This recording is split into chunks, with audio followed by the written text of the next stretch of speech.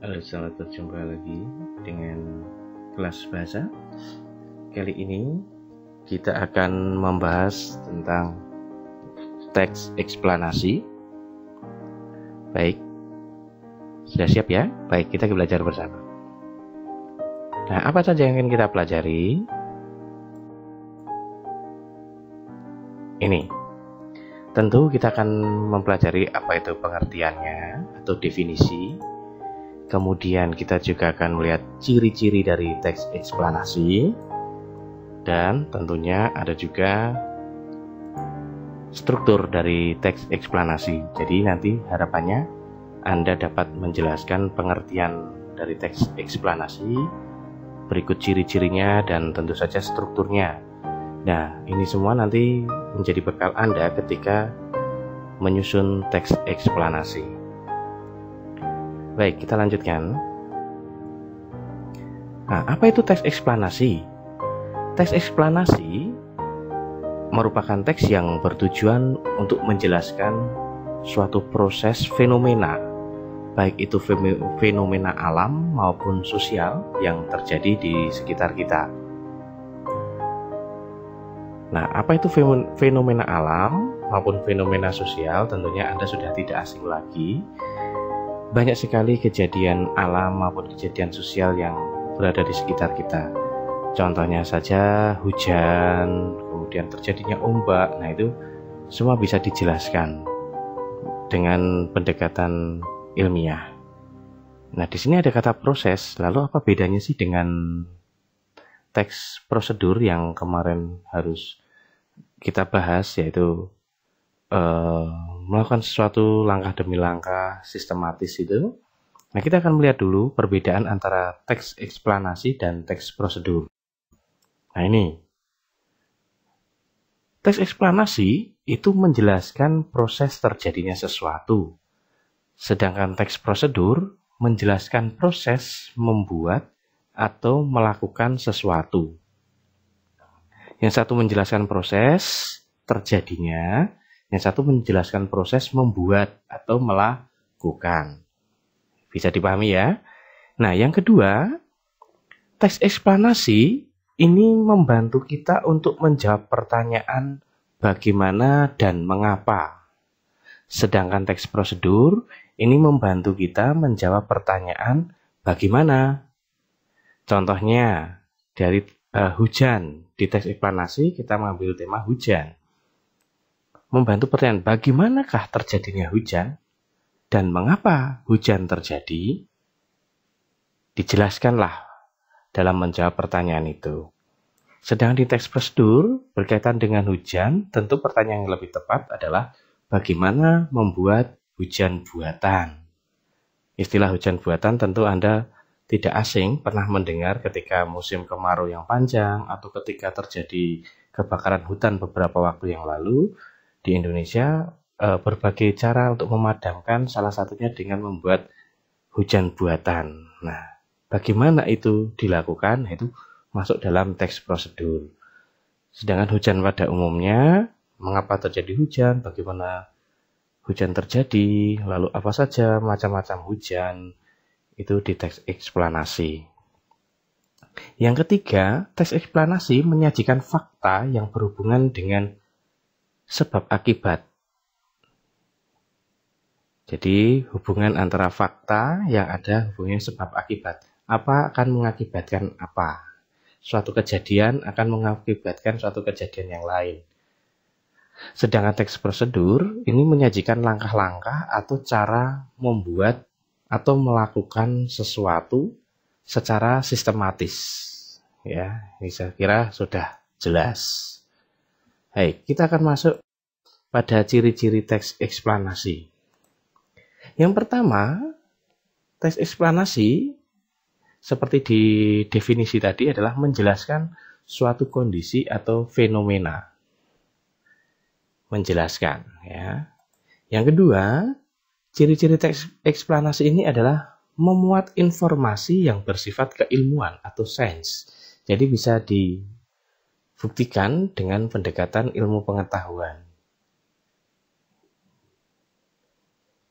Yang ketiga, Memuat informasi berdasarkan fakta atau faktual ya.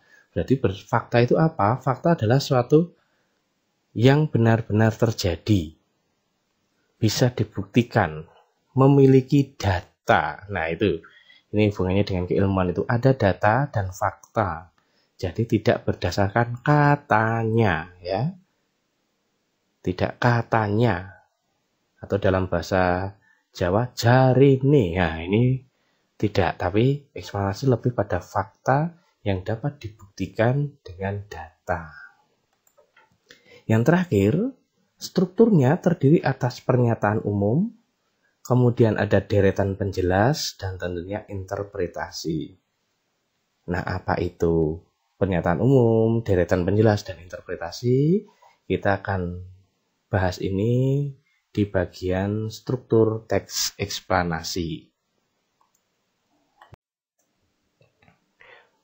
Baik, sekarang kita akan masuk pada struktur teks eksplanasi.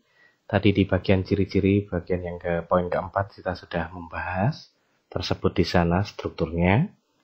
Ada 3 bagian penting dari struktur teks eksplanasi, yaitu pernyataan umum, deretan penjelas, dan interpretasi. Nah, pernyataan umum itu merupakan pendahuluan yang memuat pengantar untuk masuk pada fenomena yang dibahas. Kemudian deretan penjelas, itu ada 3 bagian penting, yaitu identifikasi fenomena, kemudian proses kejadian, dan yang ketiga adalah ulasan ya. Deretan penjelas bisa dipecah menjadi 3, identifikasi fenomena, proses kejadian, dan ulasan. Yang terakhir ada interpretasi yang berisi simpulan dan penutup. Interpretasi sendiri memiliki arti menafsirkan, artinya dari yang diulas di deretan penjelas itu akhirnya mengerucut pada satu simpulan penulis untuk menyimpulkan apa ya sih inti yang ingin disampaikan pada teks eksplanasi tersebut.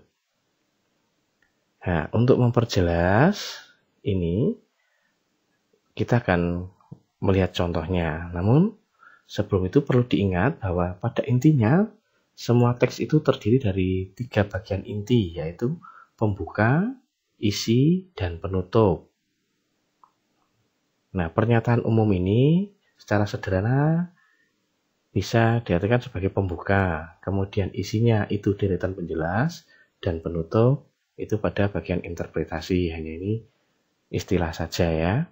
Jadi tidak perlu bingung, apakah dalam sebuah teks eksplanasi harus terkandung semua ini? Tentu dari sisi pembuka itu harus ada, isinya ada, penutup ada. Nah, berkaitan dengan deretan penjelas, identifikasi fenomena, proses kejadian, dan ulasan itu tidak berlaku kaku, namun ini mengalir, yang jelas mengandung itu ya. Meskipun apakah harus semuanya ada? Saya kira tidak. Yang penting maksudnya ada penjelasan tentang apa yang akan dibahas itu, bagaimana prosesnya, tentang sebab akibatnya, dan tentu mengulas. Dan ini nanti ketika Anda menyusun atau melihat contohnya akan tampak sekali bahwa ini semuanya mengalir. Nah, kita akan lihat contohnya. Sampah dan pengaruhnya terhadap lingkungan. Manusia dan lingkungan merupakan 2 hal yang tidak dapat dipisahkan. Lingkungan yang bersih, sehat, dan indah akan memberikan rasa nyaman kepada manusia. Lingkungan nyaman seperti ini dapat tercipta jika manusia yang tinggal di dalamnya memiliki kesadaran dan kepedulian terhadap lingkungannya sendiri. Salah satu masalah lingkungan yang perlu menjadi perhatian khusus adalah sampah. Setiap hari kegiatan manusia selalu menghasilkan sampah, dan ini sangat berpengaruh pada lingkungan ketika sampah-sampah ini tidak tertangani dengan baik. Sampah sendiri memiliki bermacam jenis. Ada sampah organik seperti sisa makanan, ada pula sampah anorganik seperti plastik, kaleng, dan berbagai bahan yang tidak dapat membusuk. Jenis sampah anorganik inilah yang membutuhkan teknologi pengolahan sesuai dengan jenis dan karakteristiknya. Jika pengolahan sampah ini tidak ditangani secara tepat, maka yang terjadi adalah munculnya pencemaran lingkungan. Sebut saja pencemaran air sungai karena pola perilaku manusia yang tidak sadar akan lingkungannya. Oleh sebab itu, sudah saatnya sampah di setiap lingkungan harus ditangani secara tepat. Sebelum diproses, sampah hendaknya dikumpulkan dalam suatu area tertentu. Selanjutnya, sampah-sampah ditangani sesuai dengan jenisnya. Hal terpenting dalam pengolahan sampah adalah pemusnahan sampah. Pemusnahan sampah dapat dilakukan dengan berbagai metode.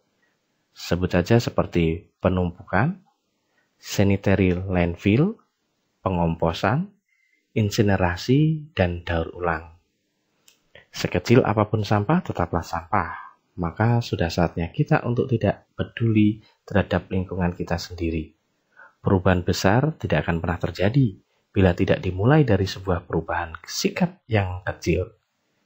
Kita mulai dari kita menjaga lingkungan kita. Nah, ini contoh dari teks eksplanasi. Nah, kalau kita lihat dari paragraf 1 hingga 7, menurut Anda kira-kira mana yang masuk dalam bagian pernyataan umum? Ya, paragraf 1 jelas itu merupakan pernyataan umum. Kemudian deretan penjelas itu terdiri dari paragraf kedua hingga paragraf ke-6. Karena di sana tadi ada penjelasan tentang fenomena yang dibahas, kemudian ada proses kejadiannya, apa sih yang menjadi masalah? Dijabarkanlah sampah, tadi sudah mengerucut masalah sampah, kemudian jenis-jenis sampah, kemudian pengolahan sampah itu sendiri, ya, sampai pada ulasan. Nah, dan bab 7 adalah interpretasi atau simpulan dan akhirnya penutup yang berupa ajakan. Saya kira contoh ini dapat membantu Anda dalam memahami secara ringkas tadi tentang teks eksplanasi. Bila ada pertanyaan, hal yang kurang jelas, silakan sampaikan di kolom komentar, atau ada pelurusan informasi yang mungkin kurang tepat dari apa yang saya sampaikan ini, juga silakan sampaikan secara bijak di kolom komentar. Terima kasih, kita berjumpa lagi di pokok pembahasan selanjutnya pada video selanjutnya. Tetap sehat, tetap semangat, salam merdeka.